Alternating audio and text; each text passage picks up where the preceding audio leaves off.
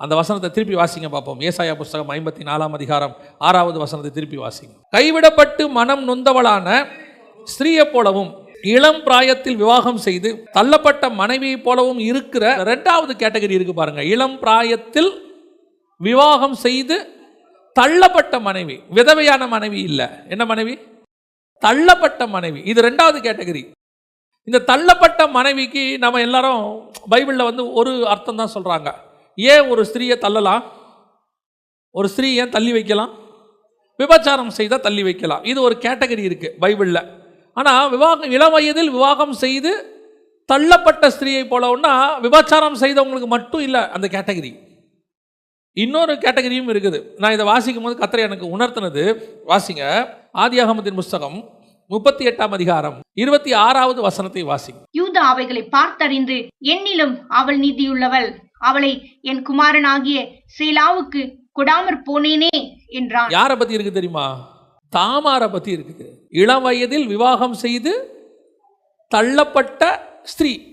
அது யாரு? இளம் வயதில் தள்ளப்பட்ட ஸ்திரீ. இவ எந்த தப்புமே பண்ணல பாருங்க. இவ எந்த தப்புமே பண்ணல. இவ உண்மையா திருமணம் பண்ணா அந்த நியாயப்பிரமாண முறைப்படி அவங்க என்ன செய்யறாங்க? அன்னைக்கு உள்ள முறைப்படி பையனை கொடுக்குறாங்க.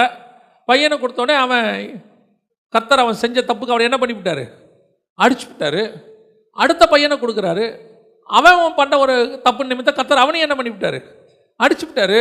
இப்போ யூதாவுக்கு என்ன வந்துருச்சு? பயம் வந்துருச்சு. உடனே தாமார்கிட்ட ஒன்று சொல்கிறான். சேலா சின்ன பையனாக இருக்கான், அவன் வளர்ந்த உடனே உனக்கு என்ன செய்கிறேன்? தரேன் அப்படின்னு சொல்லிட்டு அனுப்பி விட்டுட்டான். அனுப்பி விட்டுட்டு தாமாரை மறந்துட்டான். சேலா பெரிய பையன் ஆகிட்டான். ஏன்னா பின்னாடி யூதா சொல்கிறான், சேலாவை கொடாமல் போனேனே அப்படின்னா சேலா என்ன ஆகிட்டான்? பெரிய பையன் ஆகிட்டான். ஆனால் இவ அது வரைக்கும் என்ன பண்ணிக்கிட்டு இருக்கிறா? வெயிட் பண்ணிகிட்டே இருக்கிறா. இப்போ இவன் மேலே என்ன தப்பு இருக்குது? தாமார் மேலே என்ன தப்பு இருக்குது? அவள் பிரமாணத்துக்கு கீழ்ப்படிஞ்சிருக்கிறா, பெரியவங்களுக்கு கீழ்ப்படிஞ்சிருக்கிறா, சொன்னபடி தான் திருமணம் பண்ணா. அவள் இன்னும் தப்பாக ஓடி போயோ லவ் பண்ணியோலாம் கல்யாணம் பண்ணல, சொன்னபடி தான் திருமணம் பண்ணா. இன்னைக்கு எத்தனை பேர் இப்படி இருக்கிறாங்க தெரியுமா? சிலர் கேட்பாங்க, எங்கள் அப்பா அம்மா சொல்லி தான் திருமணம் பண்ணேன், அவங்க தான் பார்த்து பண்ணி வச்சாங்க. இன்னும் ஒரு படி மேலே போய் ஸ்பிரிச்சுவல் பேரண்ட்ஸ் தான் கல்யாணம் பண்ணி வைக்கிறாங்க. அந்த குடும்பம் கூட பிரிஞ்சு போகுது. உங்களுடைய மகளை சுமையா என்ன செய்யாதீங்க. அது ஒரு வெயிட்டு எங்கேயாவது இறக்கி வச்சிடணும். நீங்க தான் அதை 20 வயசு 22 வயசு வரைக்கும் எப்படி வளர்க்குறீங்க? கண்மணியை போல அன்பா. 24 ஆன உடனே உங்களுக்கு அது என்னவா மாறிடுது? வெயிட்டா மாறிடுது. 24 ஆகி போச்சு, ஏதாவது ஒன்று கிடைச்சா என்ன பண்ணிடலாம்? அனுப்பி விட்டுறலாம். 25 26 ஒன்று அவ்வளோதான், முடிஞ்சு கதை. எப்படியாவது தள்ளி விட்டுறணும். அப்படி நீங்க தள்ளி விட்டுறீங்க ஒரு நாள்ல, அது போய் என்ன பண்ணுது? காலம் ஃபுல்லா கஷ்டப்படுது பாவம். அந்த பிள்ளை மேல என்ன தப்பு சொல்லுங்க? அது காத்திருந்து பெற்றோர் திருமணம் பண்ணி வைப்பாங்கன்னு உண்மையா காத்திருந்து கல்யாணம் பண்ணுது. அந்த பிள்ளைய கொண்டு போய் நீங்க எதையாவது ஒன்று பரவாயில்லன்ட்டு, அதாவது பெற்றோர் தீங்கு செய்ய நினைக்கல, மதியீனமா செய்றீங்கன்னு தான் சொல்றேன். நீங்க தப்பு செய்யணும்னு நினைக்கல, மதியீனம் கொண்டு போய் யாருக்கிட்டையாவது ஒப்படைச்சிடுறது. இன்னைக்கு குடும்பங்கள் நாசமா போயிட்டு இருக்குது. இள வயதில் விவாகம் பண்ணி எத்தனை பெண் பிள்ளைகள் பாவமா இருக்கு தெரியுமா? எத்தனை பேருடைய குடும்பம், சில சகோதரருடைய வாழ்க்கையும் அப்படித்தான் இருக்குது. நல்ல குடும்ப வாழ்க்கையை கர்த்தர் அமைச்சு கொடுக்குறாரு. ஏன் நடக்குது, எதுக்கு நடக்குதுன்னே தெரிய மாட்டேங்குது. எல்லாம் எடுத்த உடனே ஏதாவது பிரச்சனை வந்த உடனே, அந்த காலத்துலலாம் பிரச்சனை வந்த உடனே பேசி தீர்த்துக்கலாம்பாங்க. இப்போ தீர்த்துட்டு பேசலாங்குது. எடுத்த உடனே இது செட் ஆகாது, நம்ம செப்பரேட் ஆகிடலாம், டிவோர்ஸ் பண்ணிடலாம். பேச்சு வாயில் வர்றதே அப்படித்தான் இருக்கு. என்ன காரணம்? கர்த்தர் இணைச்சாருங்கிற பயம் இல்லை, பரலோகம் இணைச்சி வச்சதுங்கிற பயம் இல்லை. நீ உன் பிள்ளையின் வாழ்க்கையை பார்க்கல, உன் பிள்ளை வசதியாக இருக்கணும்னு பார்க்குற. வசதியாக இருக்கிற எத்தனை பேர் துக்கமாக இருக்கிறாங்க தெரியுமா? நம்ம ஆரம்பத்தில் நாங்களாம் ரொம்ப கஷ்டப்பட்டு தான் வளர்ந்தோம். எங்கள் அம்மாட்ட அடிக்கடி சொல்லுவேன், ரொம்ப கஷ்டப்பட்டு வளர்ந்தோம், சாதாரண கஷ்டங்களும் கிடையாது, ரொம்ப கஷ்டப்பட்டு வளர்ந்தோம். ஆனால் ஒரு நாள் கூட நாங்கள் துக்கமாக இருந்ததே கிடையாது. நான் உண்மையை சொல்லுவேன், எங்கள் வீடெல்லாம் கரண்ட் கிடையாது, 35 ரூபா தான் வாடகை.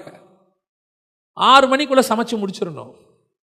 6:30 மணிக்கெல்லாம் வெளியே பாய் போட்டு உட்காந்துருவோம். அதான் எங்கள் என்டர்டெயின்மெண்ட். 9 மணிக்கு தூங்குவோம், அங்கேயே படுத்து தூங்கிடுவோம். சம்டைம்ஸ் உள்ளே போய் தூங்குவோம் மழை வந்தால். ஆனால் நாங்கள் துக்கமாக இருந்ததே கிடையாது. ஒரு நாள் நாங்கள் வேதனைப்பட்டதே கிடையாது. அன்றைக்கும் சந்தோஷமாக இருப்போம், துக்கமே பட மாட்டோம், எது ஒன்றுக்குமே கவலைப்பட மாட்டோம். நினச்சதை சாப்பிடுவோம், நல்லா தூங்குவோம். இப்போ பாருங்கள், எல்லாம் இருக்குது. இது ஒரு MBA, அது ஒரு எம்பாத BA. இது ஒரு 40,000, அது ஒரு 40,000.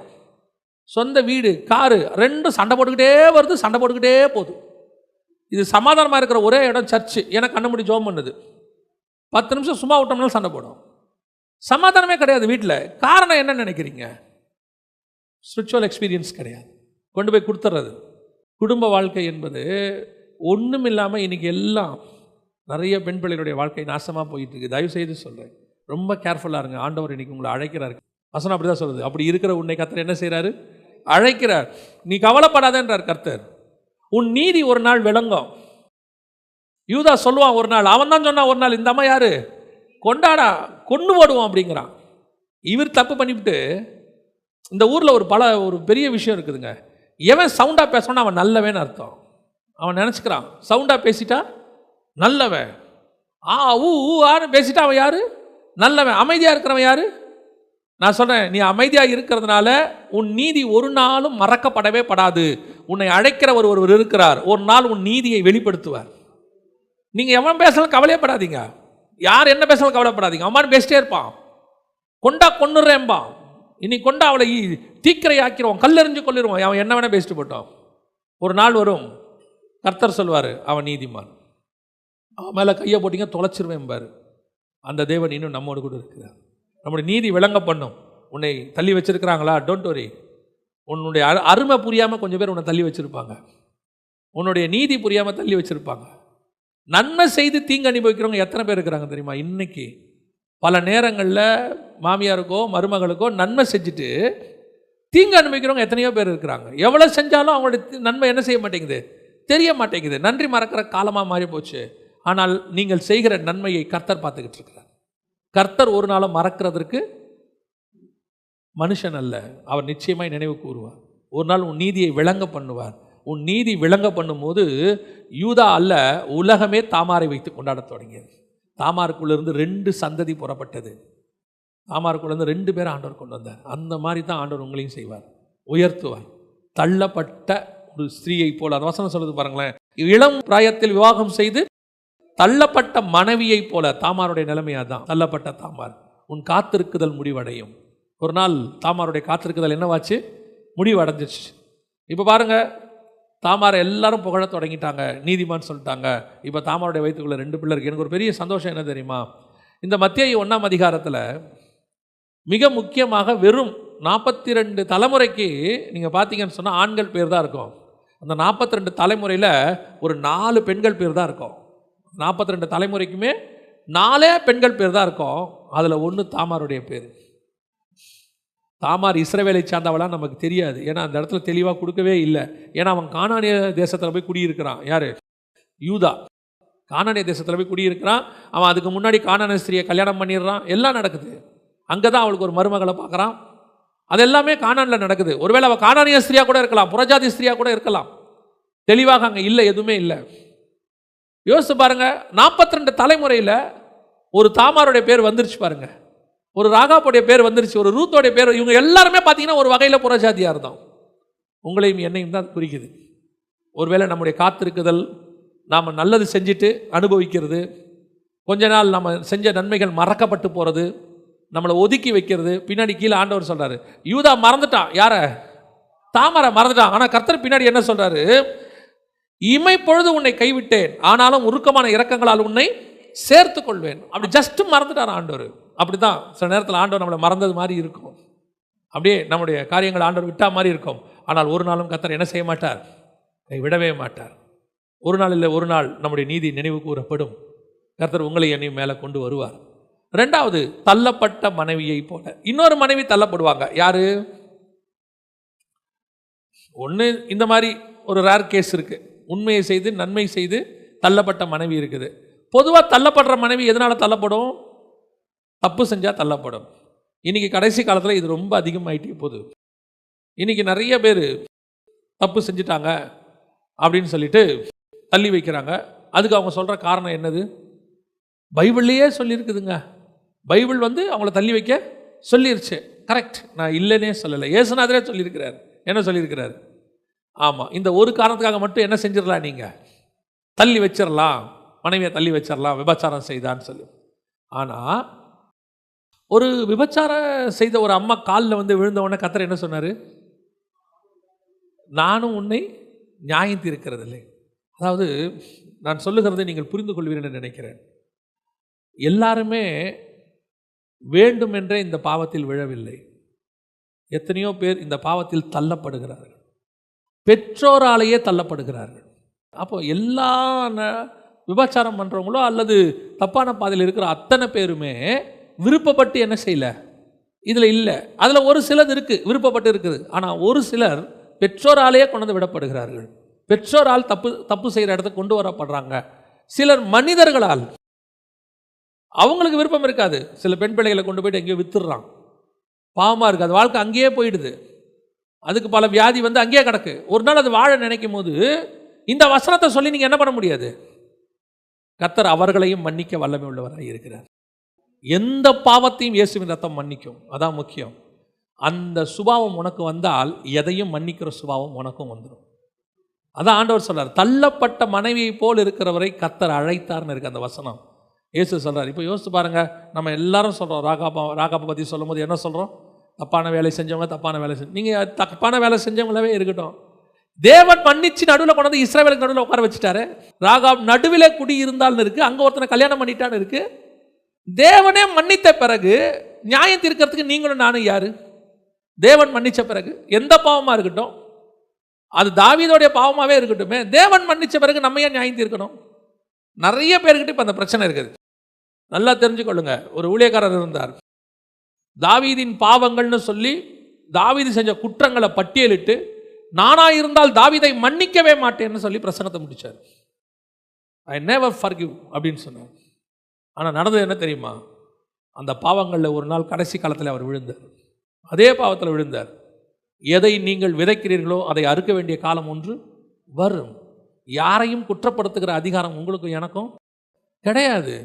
கர்த்தரே தள்ளப்பட்டவளை சேர்த்துக்கிட்டாரு. அப்பேற்பட்ட விபச்சாரம் செய்தவங்களையே கர்த்தர் நானே நியாயம் தீர்க்கல. அப்பேற்பட்ட நீதிமான் பரிசுத்தவான் ஒரே சர்வ வல்லமை உள்ள தேவன் இயேசுவே நியாயம் தீர்க்க விரும்பாத பாவத்தை நீங்களும் நான் ஏன் உட்காந்து நியாயம் தீர்த்துக்கிட்டு இருக்கணும்? அவரே மன்னிக்கிற பாவத்தை நீங்களும் நான் ஏன் மன்னிக்க கூடாது?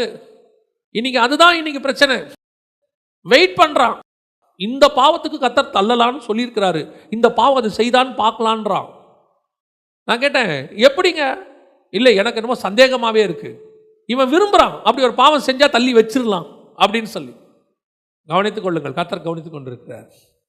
தேவன் எப்பவுமே ரீஸ்டோர் பண்ணத்தான் விரும்புவார், மீண்டும் கட்டத்தான் விரும்புவார். கர்த்தர் இடிக்க விரும்ப மாட்டார். இடிக்கிறது கூட திருப்பி கட்டுவதற்காக தான் இடிக்கும். கர்த்தர் உன்னை இடிக்கிறார்னா திருப்பி என்ன செய்வார்? கட்டுறதுக்காக தான் இடிப்பாரே ஒழிய நீ நாசமாக போனோன்னு கர்த்தர் விரும்பவே மாட்டார். யாராக இருந்தாலும், என்ன பாவமாக இருந்தாலும் சரி, எப்படிப்பட்டதாக இருந்தாலும் சரி, கர்த்தர் சரி பண்ண விரும்புகிறார், சரி பண்ணி மீண்டும் ரீஸ்டோர் பண்ண விரும்புகிறார். காட் நம்மகிட்ட எதிர்பார்க்கறது ஒன்றே ஒன்று தான், அந்த ரீஸ்டோரேஷனுக்கு விட்டு கொடுக்கணும். அதான் சொல்றார், எங்கிட்ட வந்துருங்கிறார். கர்த்தர் உன்னை அழைத்தார். வசனம் சொல்லுது, கைவிடப்பட்ட மனம் வந்த ஸ்திரீயை போலவும் இளம் பிராயத்தில் விவாகம் செய்து தள்ளப்பட்ட மனைவி போல் இருக்கிற உன்னை கர்த்தர் எதுக்காக அழைக்கிறாரு? திருப்பி சரி பண்றதுக்கு. மனம் நொந்திருக்கிறியா? நீ வந்துரு, நான் உன்னை சரி பண்ணிடுறேங்கிற.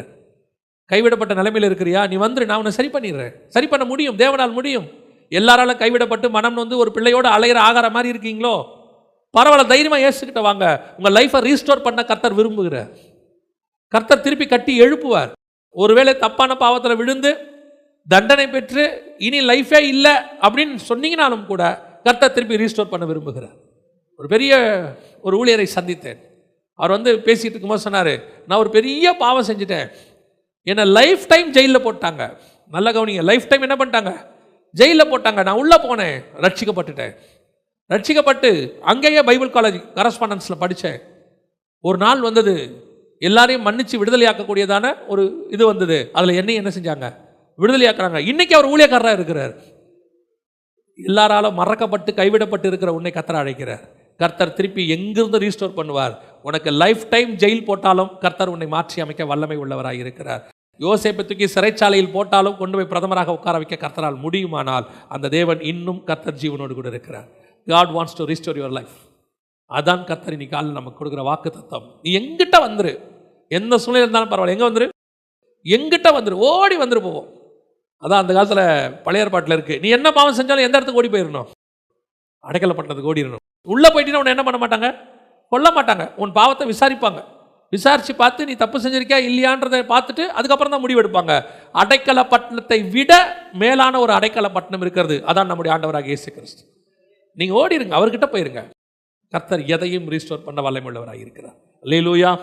நம்ம ஜெபம் பண்ண போகிறோம், தேவ சமூகத்தில் ஆண்டவர் நோக்கி பார்க்க போகிறோம். எல்லா கண்களை மூடுவோமா. ஆண்டவரே, உடைய கிருபையுள்ள கரத்தில் எங்களை தாழ்த்துகிறோம் அப்பா. ஒப்பு கொடுத்து ஜெபம் பண்ணுவோமா. நீ என்ன நிலைமையில் இன்னைக்கு இருந்தாலும் கர்த்தர் மீண்டும் உன்னை கட்டி எழுப்ப விரும்புகிறார். இடிக்கப்பட்ட எருசலேமை திரும்பி கட்டினவர், விழுந்து போன தாவீதின் கூடாரத்தை திருப்பி எழுப்பி கட்டினவர், ஒரு கல்லின் மேல் ஒரு கல்லாதபடிக்கு நேபுகத் நேச்சாரால் இடிக்கப்பட்ட தேவாலயத்தை மீண்டும் செருபாபேலை வைத்து கட்டி எழுப்பினவர், தூர்த்து போடப்பட்டு மண் மேடாக்கி போன எருசலேமை மீண்டும் கட்டி எழுப்பின தேவன், மண்ணோடு மண்ணாய் போய் உலர்ந்த எலும்புகளாய் மாறின இஸ்ரவேலை மீண்டும் உயிரோடு கூட எழுப்பி நிற்க வைத்த ஆண்டவர் இன்னைக்கு உன்னையும் என்னையும் அப்படி செய்ய வல்லமை உள்ளவராக இருக்கிறார். பையனை கையில் வச்சுக்கிட்டு, பொண்ணை கையில் வச்சுக்கிட்டு, வாழ்க்கையை என்ன பண்ண போற, என்ன செய்யணும் எனக்கு தெரியல, நடக்க முடியல, அவ்வளோதான், இனி வாழ்க்கை முடிஞ்சிச்சு, நானும் என் பிள்ளைகளும் வாழ்க்கையை முடிச்சுக்கலான்னு நினைச்சிருந்தீங்கன்னா கர்த்தர் சொல்றார், இல்லை இல்லை இல்லை, அது முடிவு இல்லை. நான் உன்னை மாற்றுவேன், உயர்த்துவேன். உன்னை யார் யாரெல்லாம் கேவலமா பேசினாங்களோ அவங்க கண்களுக்கு முன்பாக நான் நிறுத்துவேன். அவங்க கண்கள் உன்னை பார்த்து பிரமிக்கத்தக்கதாய் மாற்றுவேன். இடிந்து போன இவளுடைய வாழ்க்கையா இப்படி கட்டப்பட்டிருக்கிறது என்று உன்னை பார்த்து அவர்கள் பிரமிக்கத்தக்கதாய் உயர்த்துவேன்.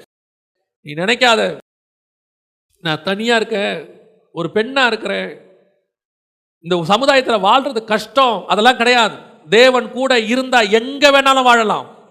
மேதிய பெர்சியா தேசத்தில் கூட தனி பெண்ணான எஸ்தரால் ராஜகுமாரத்தியாய் மாற முடியும். கர்த்தர் கூட இருந்தா போதும். God will restore your life.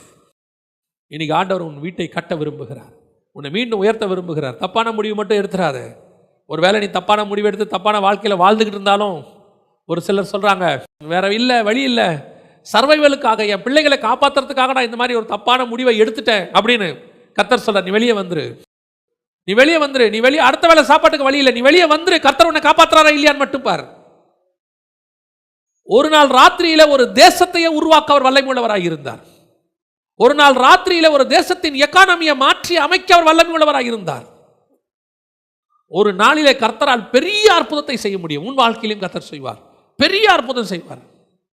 நீ அந்த தப்பான வாழ்க்கையை விட்டு மட்டும் வெளியே வந்து, யார் உன்னை மன்னிக்கிறாங்களோ இல்லையோ தேவன் மன்னிக்கிறார். எப்பேற்பட்ட பாவமான வாழ்க்கையிலிருந்து தேவன் உன்னை மன்னிப்பார், சம்பூர்ணமான உனக்கு முடிவு கொடுப்பார்.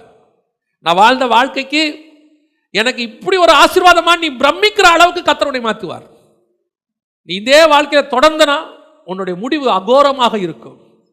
நான் கர்த்தர் சொல்றேன், உன் வாழ்க்கையை மாற்றி சம்பூர்ணமாய் நான் முடிப்பேன். ஒப்பு கொடுப்போமா?